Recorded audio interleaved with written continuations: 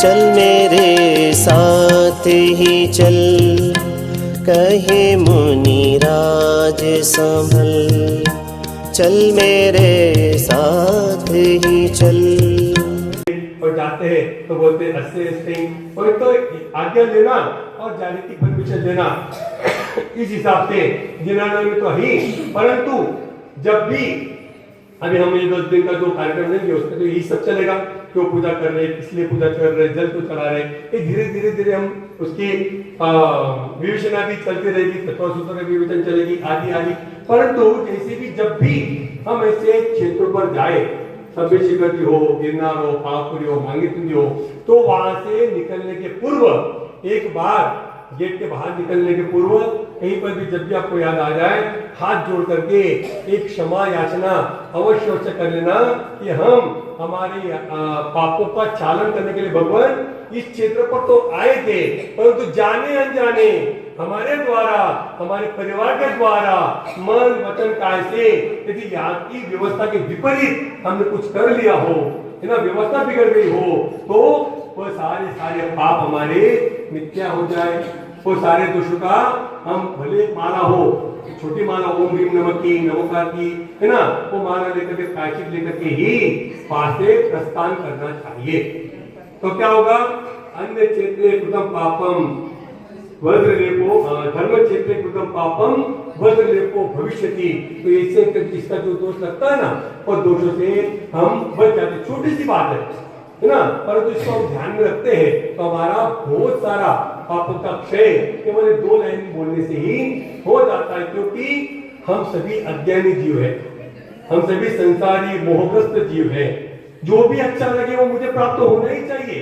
AC का कमरा है, 10 कमरे हैं तो 10 में से 1 तो मुझे मिलना ही चाहिए। और जिस कमरे में बेड वाली हो वो तो मुझे ही मिलना चाहिए, है ना। क्योंकि लगता है, देखो आपकी बात है, सभी की बात है।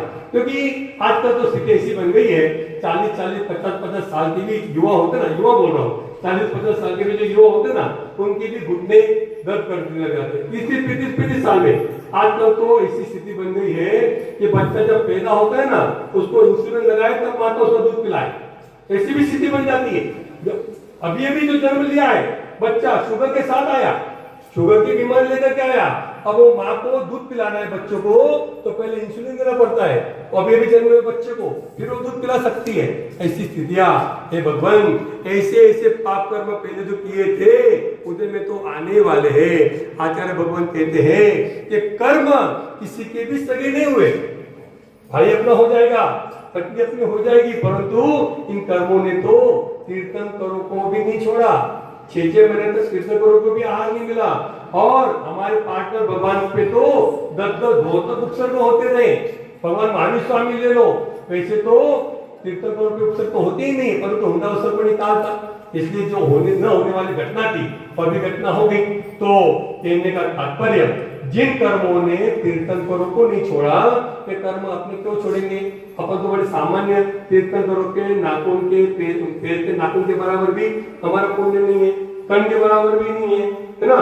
तो ऐसे समय में हम सबसे ज्यादा जो भी, इसलिए हमारा जिन शासन में आया है कि 3 बार सामयिक का प्रतिक्रमण करना चाहिए, कि 3 पूरे 24 घंटे में 8 घंटे के जो स्लॉट है उसमें जो भी हे भगवान हमारे द्वारा मन वचन काय कृत अनुमोदना से समरम समान आरंभ से किसी भी प्राणी का, किसी भी जीव का विघात हुआ हो, दुख पहुंचाओ मन वचन से, तो हम उसकी क्षमा याचना कर लेते हैं, है ना। साधु तो 3 बार की सामयिक पाठ करते ही है, शावकों के लिए भी बोला है।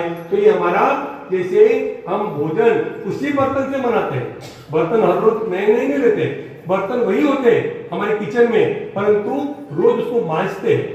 जो झूठे बर्तन हो जाते हैं उसको मांजते फिर काम में लेते हैं। उसी प्रकार हमारे जो मन का जो बर्तन है उसका भी परिमार्जन आवश्यक है। अब जो हर बार सामयिक प्रतिक्रमण करते हैं उनको तो धन्यवाद करना भी चाहिए। अब जो नहीं है आप ये कह लो कि पूरे 365 दिन की सामयिक हमारी 10 दिनों में होने वाली है।